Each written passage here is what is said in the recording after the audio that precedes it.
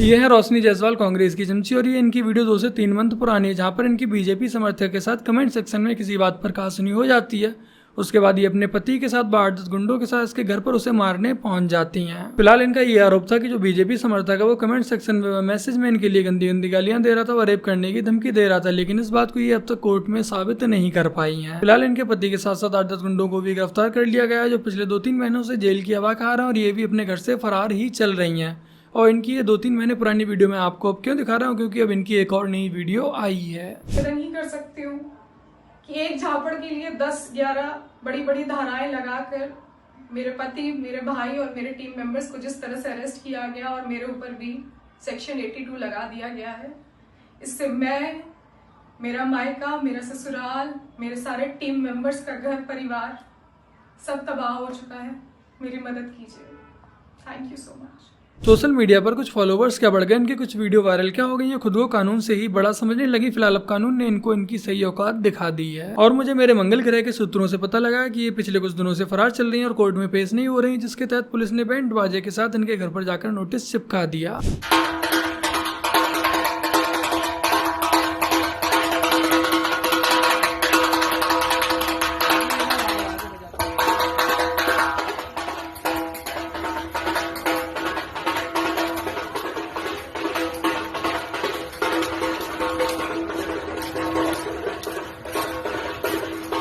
ये अब तक सोशल मीडिया पर ही फेमस थी, अब ये पूरे मोहल्ले में भी फेमस हो चुकी हैं। क्या मेरी एक ही माँ, मेरी भारत माता नहीं है?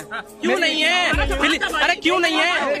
क्यों नहीं है? आप बोल रहे हो पाकिस्तान एक ही माँ है जिसने पैदा किया था, लेकिन फिलिस्तीन दूसरा बाप है, पाकिस्तान तीसरा बाप। माँ एक ही है, बाप भले 50 हो, चाहे अब्बा हो, चाचा हो, मामा हो, भाई हो, बाप 50 हो सकते हैं, माँ एक ही है। भाई इतने गंदे तरह से भी नहीं रहना चाहिए, बेचारों के 8-10 बाप हैं तो वो क्या करें, उनकी क्या ही गलती। आपकी एमएसपी जो न्यूनतम भूल गई, दिमाग से निकल गया, भूल गई, दिमाग से निकल गया। न्यूनतम समर्थन मूल्य है आपका, न्यूनतम समर्थन मूल्य आपको। तो राम राम मेरे प्यारे भाइयों की हालचाल मजामा, एक बार फिर से आप सबका स्वागत है अपने चैनल सैफरॉन पैट्रियट में, और मैं आपका भाई दुर्गेश लेकर आ चुका हूँ एक और नई वीडियो, जहां से प्रियंका गांधी वाड्रा राहुल गांधी की जगह चुनाव लड़ रही है।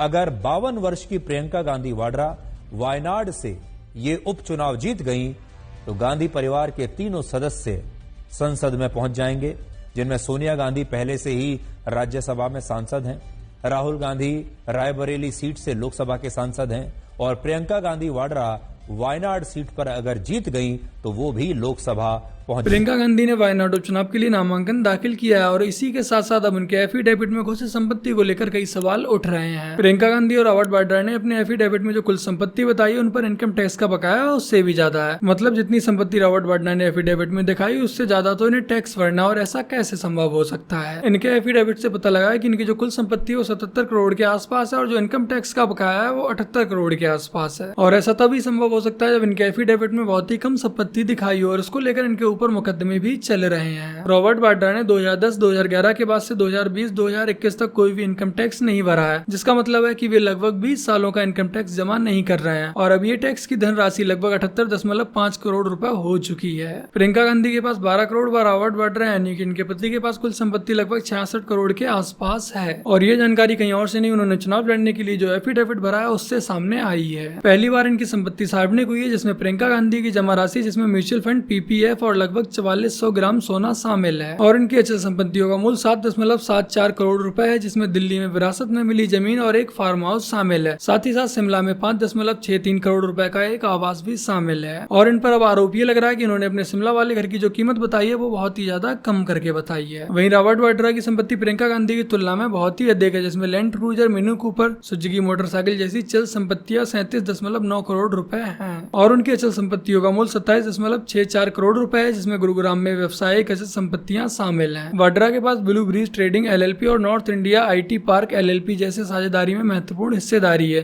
जबकि स्काईलाइट हॉस्पिटैलिटी में अकेले 31.93 करोड़ रुपए की हिस्सेदारी है। बाकी का प्रियंका गांधी के खिलाफ 2 FIR व एक वन विभाग से नोटिस जारी है। 2023 में मध्य प्रदेश में धोखाधड़ी व जालसाजी के लिए IPC की धारा 420 और 469 के तहत एक FIR दर्ज की गई थी, जो कि कथित भ्रामक ट्वीट के बाद की गई थी, और दूसरी FIR 2020 में उत्तर प्रदेश में हाथरस घटना पर विरोध प्रदर्शन के दौरान दर्ज की गई थी, जिसमें IPC की धारा 188, 269, 270 और महामारी रोग अधिनियम के तहत आरोप लगाए गए थे। और सुनने में ऐसा आ रहा है कि प्रियंका गांधी जब अपना नामांकन भरने गई थी तब उस रूम से बेचारे खड़गे जी, जो कि कांग्रेस के अध्यक्ष हैं, उन्हें उस रूम से बाहर ही रखा गया।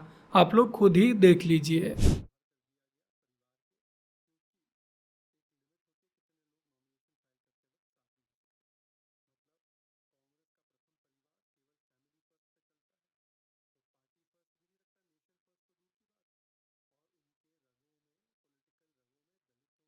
क्या बेचारे कांग्रेस के अध्यक्ष इतना अनावश्यक हैं कि उन्हें रूम में ही एंट्री ना दी जाए क्योंकि वो एक दलित हैं? बाकी का प्रियंका गांधी ने जो एफिडेविट भरा उसमें सबसे मजे की बात यह है कि जिन अंबानी अडानी को ये लोग दिन भर पानी पी पी कर कोसते रहते हैं, गालियां देते रहते हैं, प्रियंका गांधी ने उनके ही स्टॉक्स में इन्वेस्ट कर रखा है। अब इससे बड़ा दोगलापन और क्या ही हो सकता है। एक जमाने में बड़े बड़े उद्योगपति टाटा बिरला होते थे, अभी भी है, लेकिन एक जमाने में आपको मालूम था कि भाई टाटा ट्रक बनाते हैं, गाड़ियां बनाते हैं, दांत मंजन कौन बनाता है, हम जब दुकान जाते हैं बर्तन कौन बना रहा है, कपड़ा कौन बना रहा है। आप जानते थे कि ये बड़े बड़े उद्योगपति हैं, ये काम करते हैं और ये हमारी सुविधा के काम है। जो बनाते हैं वो चीजें हमारी काम आती हैं। आज बताइए जी, अडानी अंबानी जी क्या बनाते हैं? क्या बनाते हैं? कोई बताएगा क्या बनाते हैं? कोई बताएगा कितने मजदूर काम करते हैं इनके लिए? कितने जॉब देते हैं आपको? कोई बता सकता है? कुछ नहीं, आप बता नहीं सकते। कुछ बनाते नहीं है बहनों और भाइयों, जो आपका था वो ले लिया है, आपके लिए कुछ नहीं बन रहा है। इनका काम है सिर्फ और सिर्फ देश की जनता को भड़काना व देश के बड़े बड़े उद्योगपतियों को ऐसे दिखाना जैसे कि वो देश को लूटने पर लगे हुए हैं, और फिर उसके बाद ये लोग खुद ही उनके स्टॉक में इन्वेस्ट करके रखते हैं। हमको पैसा नहीं चाहिए, मोदी चाहिए। पैसा नहीं चाहिए, नहीं चाहिए मोदी। जान सुरक्षित रहेगा तो पैसा बहुत आएगा, और जब जाने सुरक्षित नहीं रहेगा तो पैसा लेके क्या करेंगे हम? हाँ बताइए, हमको 1000 रुपया दे रहा, रास्ता चल रहे, हमको कोई छेड़ दिया तो 1000 रुपया लेके हमको कहा गया? जब इज्जतिये नहीं तो पैसा लेके क्या मिलेगा? गैस सिलेंडर नहीं चाहिए। अरे आपके क्या की यार, तो बता दिए, जब मोदी आ जाएगा तो सब कुछ हो जाएगा, सब हो जाएगा। लेकिन हेमंता और वो जो कह रहे हैं, सोरेन सरकार कह रही है कि मोदी का जादू अब नहीं चल रहा है। अच्छा, यही से सलाखत के भीतर गया था और उसके बाद बाहर आ गया तब शेर बन गया। हाँ? ये गलत बात बोलना नहीं चाहिए, समझा ना, समझा ना। मोदी जो है ना, जो कहता है वो करता है। जो बात अब तक लाखों हिंदुओं को समझ नहीं आई, वो बात इस बहन को समझ आ चुकी है। इस बार तो बीजेपी के आने के चांसेस है, हम तो कांग्रेस को वोट करेंगे, मगर हवा तो बीजेपी की है। अरे भाईजान, आप कांग्रेस को वोट करोगे? जी। सरकार आप बीजेपी के बना रहे हो? नहीं, जो वातावरण है वो माहौल है उसके हिसाब से हो रहा है, क्योंकि हमारे पास बहुत ज़्यादा ऑप्शन है, जैसे कि कांग्रेस है, MIM है और वंचित बहुजन आघाड़ी है, मगर हमारे विरोधी के पास सिर्फ एक ही ऑप्शन है जो है बीजेपी। अच्छा। हाँ, हम बढ़ जा रहे हैं और वो एकत्र रहेंगे, हमारी ऐसी अपनी सोच है। मतलब आपको लगता है कि बीजेपी की सरकार है? बिल्कुल बिल्कुल। सिंधे साहब ने ऐसा क्या काम किया?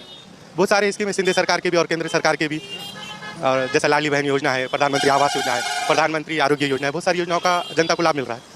लेकिन हम जब कांग्रेस के नेताओं से मिलते हैं वो तो कहते हैं कुछ भी नहीं मिलता है, इनमें से कोई भी योजना नहीं मिलती है। योजना का लाभ तो हम भी उठा चुके हैं, कई योजनाओं का लाभ तो हम भी उठा चुके हैं। क्या क्या योजना मिलती है आपके घर में जो मिल रही है? मुझे कुछ प्रधानमंत्री आवास योजना का लाभ मिला है, रुपए आए थे उसमें? 2.5 लाख रुपए।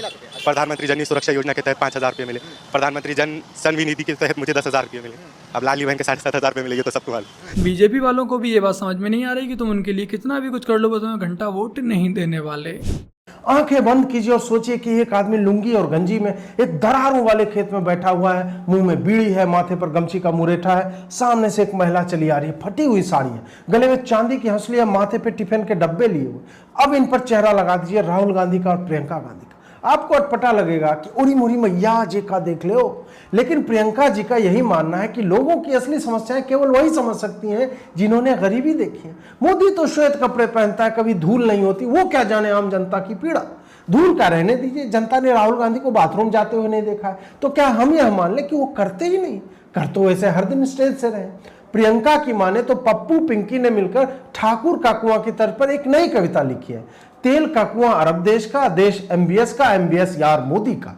प्रियंका गांधी के अनुसार राहुल का 4000 किलोमीटर चलना उन्हें गरीबी की समझ देता है, जबकि कंटेनर के भीतर का एसी और अटैच बाथरूम तो चाटुकार पत्रकारों के लिए था। चाहे नेहरू हो, इंदिरा हो, राजीव हो, सोनिया हो, इन सब ने अपने माथे पर ईंट ढो ढो कर देश की सड़कें और हॉस्पिटल्स बनवाए थे, और इन सब के फोटो आप पसीने से लथपथ धूल कीचड़ से सने हुए देख। प्रियंका जी भी मीशो से सेल में 300 रुपए का सलवार सूट खरीद कर पहनती है, और राहुल गांधी की गरीबी का आलम यह है कि सोनिया जी स्वयं पालिका बाजार से 300 के 3 सफेद टी शर्ट खरीदकर राहुल को पहनने देती हैं, जो वो बदल बदल के पहनते हैं। और सोनिया तो इतनी निर्धन है कि लोकसभा नामांकन के पैसे नहीं थे तो राज्यसभा चली गई। तो बस मेरे प्यारे भाई बहनों, आज की अपनी इस वीडियो में इतना ही। वीडियो को लाइक शेयर कमेंट और अपने इस चैनल को सब्सक्राइब आज से कर लीजिएगा। चलिए जल्द मिलते हैं एक और नई वीडियो के साथ, तब तक के लिए जय हिंद, वंदे मातरम, जय श्री राम।